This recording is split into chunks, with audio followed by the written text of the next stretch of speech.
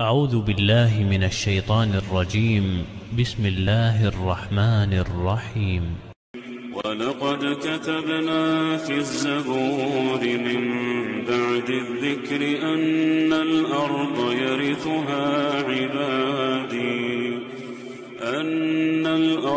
يرثها عبادي الصالحون إن في هذا لبلاغا لقوم عابدين وما أرسلناك إلا رحمة للعالمين. الحمد كله لله نحمده سبحانه وتعالى ونستعينه ونستهديه ونسترشده ونعوذ بالله من شرور أنفسنا وسيئات أعمالنا. من يهدي الله فهو المهتد ومن يضلل فلن تجد له وليا مرشدا. وأشهد أن لا إله إلا الله ولي الصالحين، وأشهد أن سيدنا وحبيبنا وعظيمنا ومولانا ودليلنا ومعلمنا وشفيعنا محمد بن عبد الله. اللهم صل وسلم وبارك على سيدنا محمد وعلى آله ومن والاه، كما صليت وسلمت وباركت ربنا على آل سيدنا إبراهيم في العالمين إنك حميد مجيد. أما بعد، معاشر المسلمين، أوصيكم ونفسي بتقوى الله سبحانه وتعالى، إذ يقول في محكم التنزيل: يا أيها الذين آمنوا اتقوا الله حق تقاته ولا تموتن إلا وأنتم مسلمون. يا أيها الذين آمنوا اتقوا الله وقولوا قولا سديدا يصلح لكم أعمالكم ويغفر لكم ذنوبكم، ومن يطع الله ورسوله فقد فاز فوزا عظيما. يا أيها الذين آمنوا اتقوا الله ولتنظر نفس ما قدمت لغد واتقوا الله إن الله خبير بما تعملون. أحباب رسول الله، ما زلنا مع سورة الحجرات، والتي من خلالها نحاول أن نستكشف مدى أهمية أوامر الله سبحانه وتعالى التي ينبغي لكل امرئ مسلم أن يجعلها نصب أعينه ومنهج حياته لكي يعطي لحياته معنى. المقصد الكبير الذي نحاول أن نجتهد لنستخلصه من كتاب الله سبحانه وتعالى وسنة نبيه صلى الله عليه وسلم، إنه كيف يمكن أيها الأحباب الكرام لكل منا أن يجعل لحياته معنى، أن تكون حياته حياة لها مقصد ويحققه قبل أن يغادر هذه الدنيا. Alors on est toujours avec le chapitre des appartements, le chapitre 49.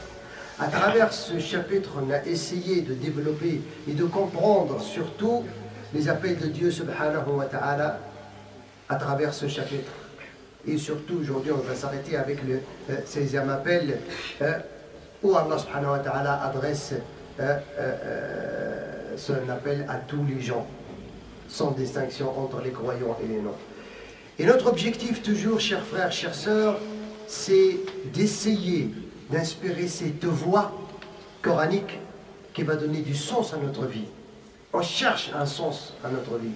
Notre vie doit avoir un sens pour cheminer vers Dieu subhanahu wa ta'ala, pour ne pas vivre une vie qui n'a pas de sens, une vie d'un aveugle qui marche dans le ténébreux. C'est pas cela l'objectif أيها الأحباب الكرام. فنحن إذن مع النداء السادس.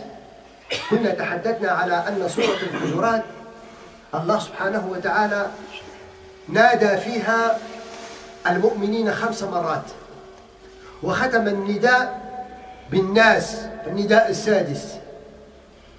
وهذا النداء السادس جمع فيه الله سبحانه وتعالى عموم الناس، وجاء هذا النداء مباشرة بعد أن تحدث الله سبحانه وتعالى عن هذه الأمور التي في الغالب تكون هي سبب الشقاق والنفاق والخلاف وتفاضل البعض عن البعض وتباغض الناس وتمايزهم بالأنساب وغيرها، فجاء الخطاب من الله سبحانه وتعالى ليرجعنا إلى الأصل، ليبين لنا أصلنا حتى لا يفخر بعضنا على بعض، ولا يتميز بعضنا على بعض، ولا يدعي بعضنا أنه أفضل من بعض أو أقرب إلى الله من بعض، بل وضع فيه الحق سبحانه وتعالى قاعدة.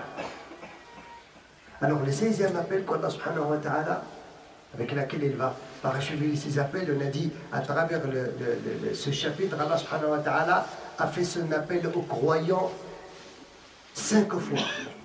5 fois a appelé « Oh les croyants, faites ci, ne faites pas ci » et ainsi de suite. On a bien parlé de ça précédemment. Et Allah subhanahu wa ta'ala va parachever ses appels, mais en adressant l'appel à tous les gens. Oh les gens, c'est plus oh les croyants.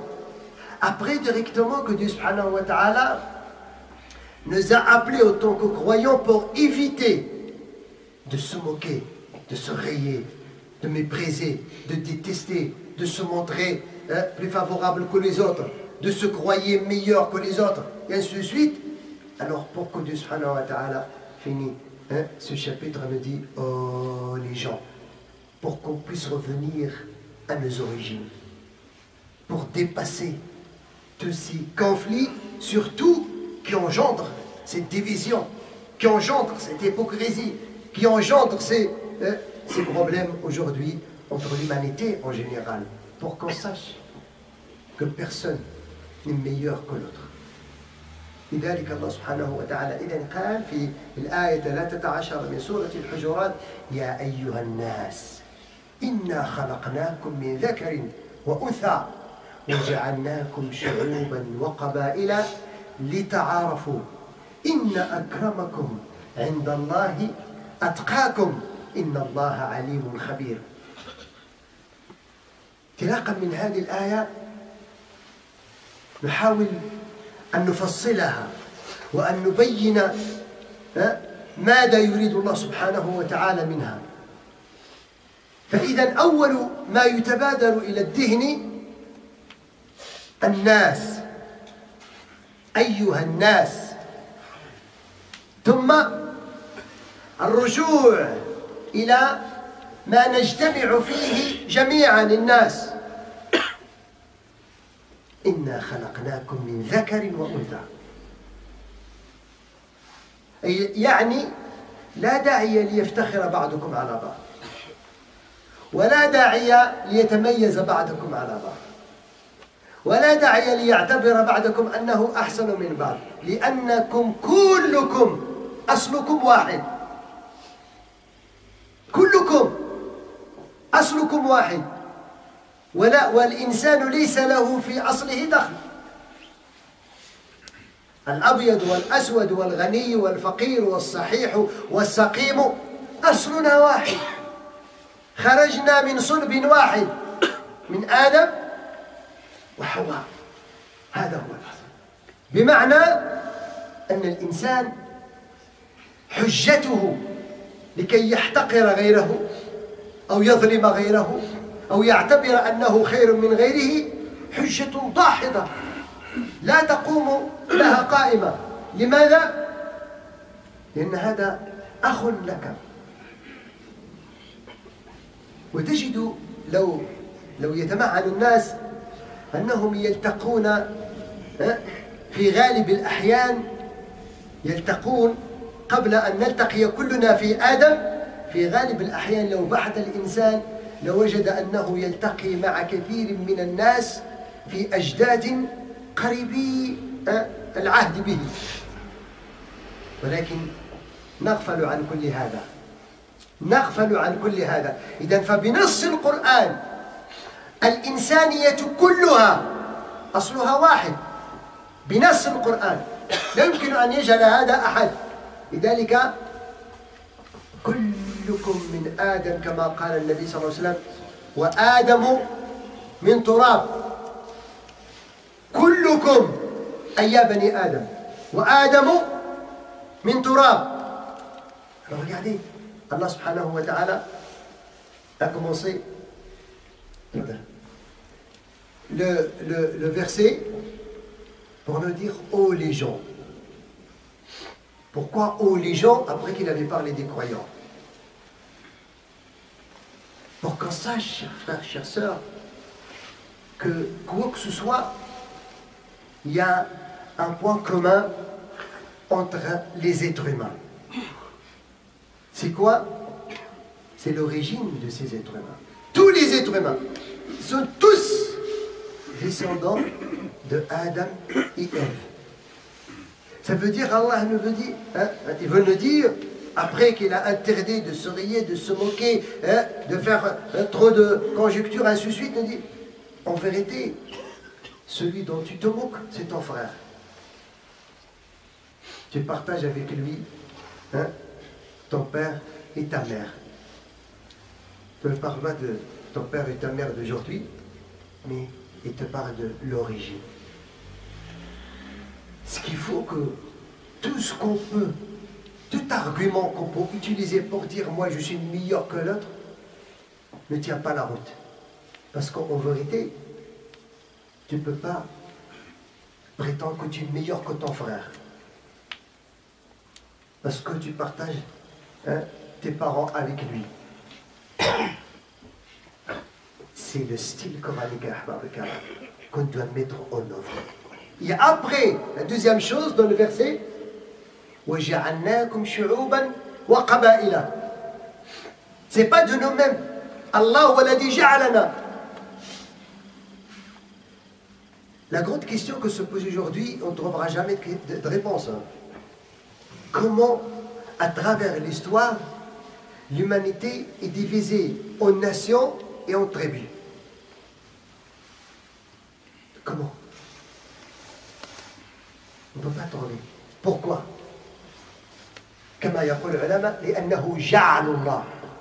Parce que c'est l'effet de Dieu. C'est Dieu qui a fait en sorte qu'on est venu d'une façon ou d'une autre, que nous-mêmes, on ignore. Comment on est devenu des tribus et des nations? Alors apparemment, c'est un véhicule qui gêne la circulation. Celui qui gêne la circulation, c'est pas la peine que je dévoile le matricule. S'il vous plaît, j'aime pas dévoiler les choses. C'est une Fiat. Celui qui c'est une Fiat qui s'est mal garé, c'est pas la peine de dire la matriculation. Celui qui a une Fiat 500 et s'est garé mal, s'il vous plaît, il va gêner la circulation. Si le bus il va passer, il va gêner, on va finir le khutbah avec l'accent du bus. Pas que l'on fait comme sans parler de matriculation. Vous ne voyez pas qu'est-ce qu'il y a là-dedans. Allah subhanahu wa ta'ala, on n'arrête pas de répéter qu'Ahbab Karam, c'est pas bien. C'est mieux de laisser sa voiture 2 km et de venir à pied au lieu de gêner ta mosquée, soi-disant pour venir faire la prière. Voilà, Ahbab Karam, c'est celui-là qui gêne la circulation. Il va nous faire du tort, qu'il enlève sa voiture et qu'il fait tort, c'est mieux pour lui. Et qu'il évite de faire du tort à la mosquée et aux fidèles, et de faire du tort à ceux qui vont être gênés. Il faut mettre ça dans votre tête, chers frères, chers sœurs. Pourquoi je veux venir pour adorer Dieu et faire du mal aux autres? Il faut mettre ça dans votre tête. Ne fais pas le Jumu'ah, mon frère. Fais dehors, mais arrête de faire du mal. Tu es en train de griller, de bafouer tout un système. Et l'adoration, normalement, ça sert. Allah nous le dit. Malheureusement, je suis obligé de dévier parce que ça... Inna salata tanha anil fahsha'i wal munkar. N'est-ce pas? La prière sert à interdire le mal et le blâmable. Alors, est-ce que tu crois, mon frère, que tu vas faire le Jumu'ah et toi, tu fais le mal et le blâmable? Le Jumu'ah, il sert à nous éduquer pour éviter le mal et le blâmable. Et toi, tu viens faire le Jumu'ah et tu fais le mal et le blâmable. Alors, crois-moi, tu fais rien. Pour qu'on soit clair, on n'a pas le droit de gêner la circulation, soit disant je suis musulman, je veux faire le Jumu'ah. Clair. Alors, revenons à nos moutons. Allah, Ahbab Karam, nous donne ses principes. Entre nous. Et on parle de... Ici, c'est pour ça Allah a clôturé toute l'humanité. Allah nous a donné une seule origine. Après, tu crois pas, c'est ton problème. Mais je ne dois pas me permettre de se montrer mieux, ou meilleur, ou de faire du mal à mon frère. أخرج الإمام أحمد وأبو داود والإمام البيهقي أن النبي صلى الله عليه وسلم في حديث زيد بن أرقم قال سمعت النبي صلى الله عليه وسلم يقول دبر صلاة الغداة أو دبر الصلاة. كان النبي صلى الله عليه وسلم يقول هذا الدعاء، كان يقول صلى الله عليه وسلم اللهم ربنا ورب كل شيء أنا شهيد أنك أنت الرب وحدك لا شريك لك، اللهم ربنا ورب كل شيء أنا شهيد أن محمد عبدك ورسولك، اللهم ربنا ورب كل شيء أنا شهيد أن العباد كلهم إخوة. كان النبي يقول هذا الدعاء في دبر الصلاة. وبيت القاصد ووجه الشاهد أن النبي كان يقول اللهم ربنا ورب كل شيء أنا شهيد أن العباد كلهم إخوة مسلميهم وكافرهم. أخوة الإنسانية عندنا. Alors quand Allah subhanahu wa ta'ala nous parle de cette fraternité qu'on partage tous, tous les descendants d'Adam et Ève, ils partagent cette fraternité. Qui que soit leur couleur, leur tribu, leur nation, leur religion, tout ce que vous voulez. On a ce point commun.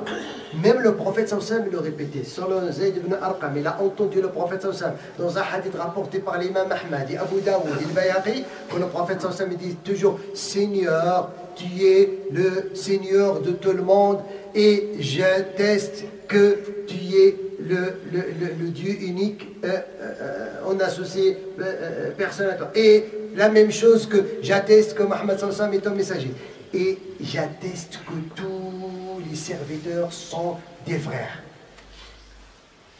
لهذا أحباب الكرام حينما جعلنا هذه القاعدة غير منزلة في حياتنا نعيش ما نعيشه. Quand on a négligé ce principe de ce point commun entre les êtres humains, malheureusement, on vit aujourd'hui dans cette situation de guerre, de haine, de division, d'orgueil, de tout ce que vous voulez.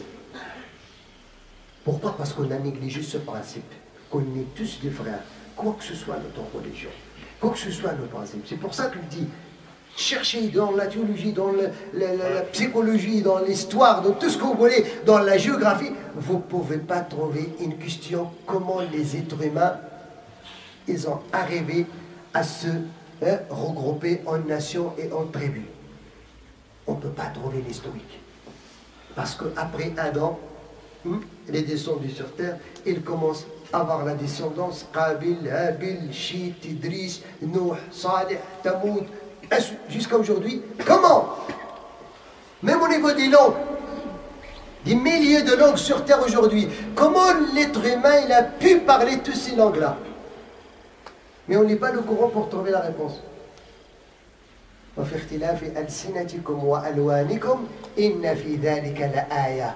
C'est un signe de l'existence de Dieu que Dieu subhanahu wa ta'ala a permis et a autorisé, a facilité à telle tribu et à telle nation, à tel endroit, dans tel endroit dans la terre qui parle une langue différente. Mais nous, on n'arrive pas à savoir les origines de ces langues, d'où vient. Les origines du couleur. Est-ce que Adam il a été noir, il a été blanc, il a été rouge, il a été multicolore?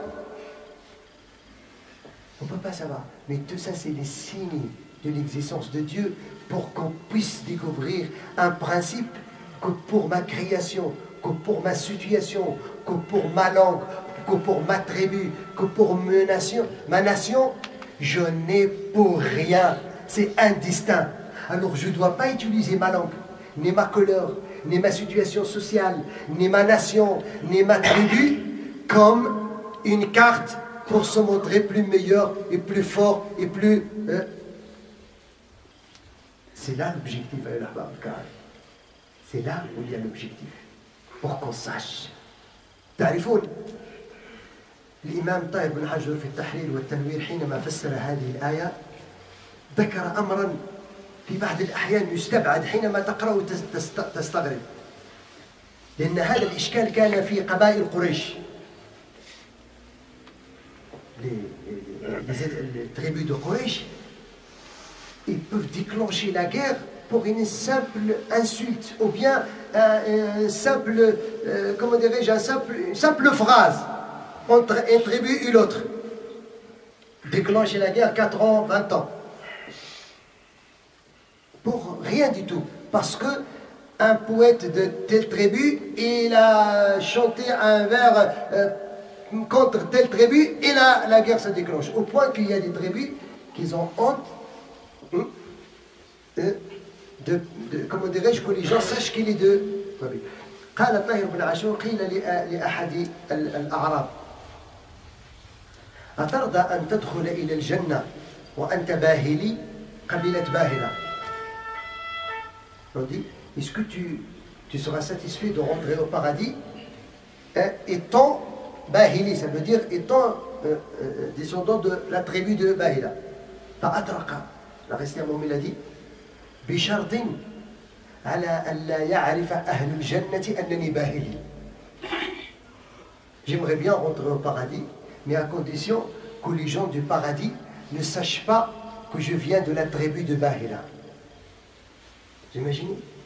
Et ça existe encore aujourd'hui.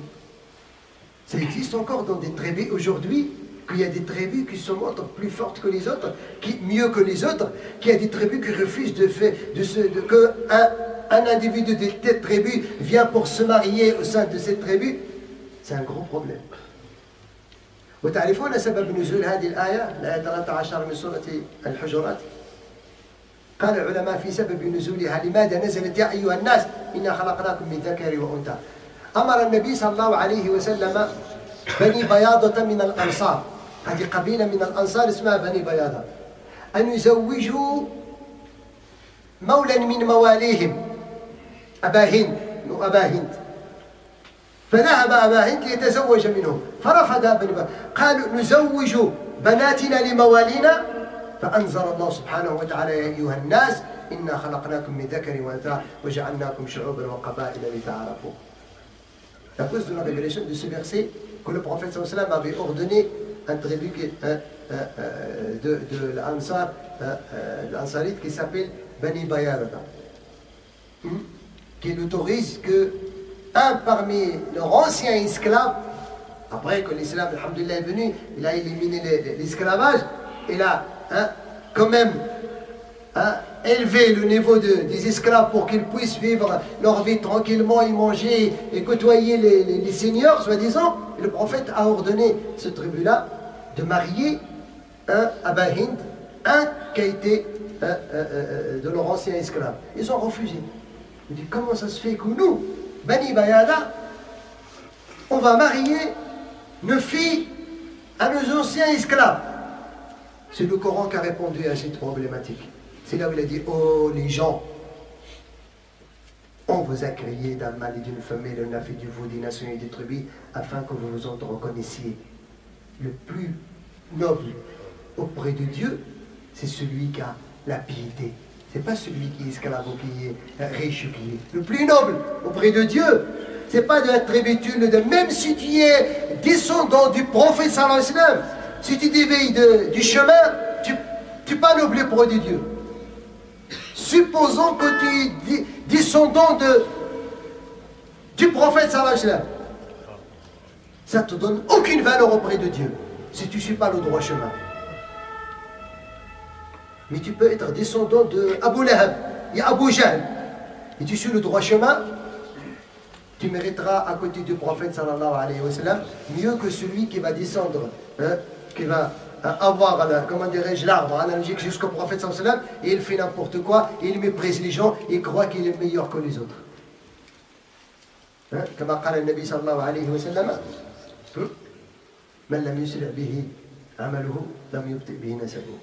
Ce n'est pas tes œuvres qui vont te devancer auprès de Dieu, tes origines, ça ne te donne aucune valeur. Pour ça, Il faut vraiment méditer sur ça pour qu'on sache et regarder les autres un vrai regard. Et c'est quoi un vrai regard? Que c'est mon frère. C'est mon frère. Un être humain, c'est mon frère. Quoi que ce soit. أسأل الله القدير أن يوفقني وإياكم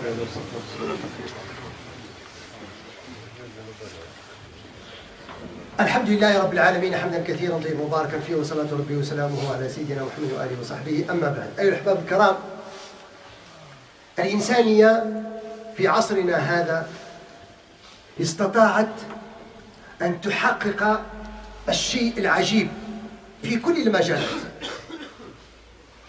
في كل المجالات السياسية والاقتصادية والتكنولوجيا، ولكن الإنسانية عجزت أن تحتفظ على إنسانيتها. L'être humain, il a réussi avec son intelligence à développer sa vie et le mode de sa vie dans tous les domaines, économiques, politiques, technologiques, tout ce que vous voulez. Mais malheureusement, il a l'échec total de garder le principe de l'humanité. Il a perdu, s'est développé au niveau de la technologie, mais il est au plus bas au niveau de l'humanité. L'humanisme aujourd'hui, c'est quelque chose qu'on ne trouve plus dans la société. Par contre, notre religion nous incite à faire du bien vis-à-vis des animaux avec lesquels on ne partage pas de descendance ni d'ascendance. Et vous connaissez le hadith de Sahih al-Bukhari, la femme qui a prisonnier un chat jusqu'à ce qu'il est mort. Il est rentré en enfer. Et la femme perverse qui a sauvé un chien, et le chien lui a demandé le pardon, il est rentré en paradis. Alors qu'est-ce qu'on va dire? Si notre religion nous incite à respecter les animaux, alors pour les êtres humains, qu'est-ce qu'on va dire? Pour ça, regardez, Allah subhanahu wa ta'ala nous donne un autre principe, et j'ai fini. Dans le chapitre l'épreuve, le Mumtahina, le verset 8. Allah subhanahu wa ta'ala, لا ينهاكم الله عن الذين لم يقاتلوكم في الدين ولم يخرجوكم من دياركم أن تبروهم وتقسطوا إليهم إن الله يحب المقسطين. Dieu ne vous défend pas, ça veut dire ne vous empêche pas, ne vous interdit pas d'être bienfaisant et d'être juste vis-à-vis de tous ceux qui vous chassent pas de vos demeures, ne vous interdit pas d'exercer votre culte. قال الإمام الرازي الذين اسم موصول يشمل جميع الملل والنحل. Tous ceux avec lesquels on partage même ni la religion, ni la nation, ni la langue, ni les tribus, mais quoi que ce soit on partage avec eux l'humanité. Tant qu'ils nous laissent tranquilles et ne déclarent pas la guerre contre nous, on doit être bienfaisant. Le birr, Allah a utilisé. Et juste vis-à-vis d'eux, parce que Dieu aime ceux qui sont équitables. C'est là notre échec aujourd'hui dans la société Ahbab Karam. C'est quand l'humanité, il va se réveiller pour vivre l'humanité comme Dieu subhanahu wa ta'ala a voulu. Après, croyez-moi, autant que musulmans, Allah ne nous a jamais envoyés pour juger les gens. Il nous a envoyés pour sauver les gens. Ce n'est pas pour juger les gens. Allah ne nous a jamais envoyés pour tuer les gens. Il nous a envoyés pour redonner la vie aux gens et pour protéger la vie du gens. C'est là les principes. C'est comme ça qu'on peut donner de sens à notre vie. Quand on partage cette vie qui est sacrée, parce que cette vie, c'est Dieu qui l'accorde. On n'a pas le droit d'enlever la vie à celui à qui Dieu donnait la vie. On n'a pas le droit de mépriser quelqu'un que Dieu subhanahu wa ta'ala a éprouvé.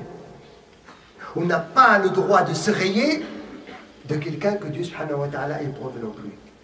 Pour ça, il y a des choses, comme je dis toujours, c'est plus fort que moi. Ma couleur, ma position sociale, ma richesse, c'est plus fort que moi. Personne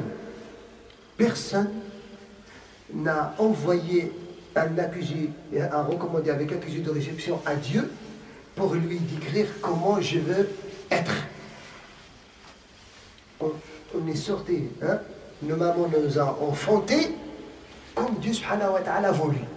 Alors c'est pas la peine de se croire meilleur que les autres pour qu'on puisse vivre notre humanité comme il se doit. أسأل العلي القدير لي ولكم التوفيق اللهم الهمنا الرشاد والسداد وفصل الخطاب اجعلنا من عبادك الصالحين المصلحين اللهم اجعلنا لعبادك لينين هينين ميسرين غير معسرين مبشرين غير منفرين رحمة لعبادك كما كان نبيك صلى الله عليه وسلم رحمة للعالمين. اللهم اغفر ذنوبنا واستر عيوبنا واهد قلوبنا وتول أمورنا واجمع شتاتنا وألف على الحق قلوبنا ولا تجعل منا ولا معنا ولا من بيننا شقيا ولا محروما. اللهم رب ألهمنا الرشاد والسداد وفصل الخطاب واجعلنا من الراشدين. اللهم احفظنا في هذه البلاد في ديننا وأزواجنا وأولادنا وذرياتنا وأموالنا وأهلنا ودوينا. اللهم وكل من أراد بالإسلام والمسلمين خيرا فاعله عليه وكل من أراد بالمسلمين والمسلمين غير ذلك فاكفنا ربنا شره كيف شئت وأن شئت ومتى شئت بقوتك يا عزيز يا جبار إنهم لا يعجزون قدرتك. اللهم انصر المظلومين في كل مكان.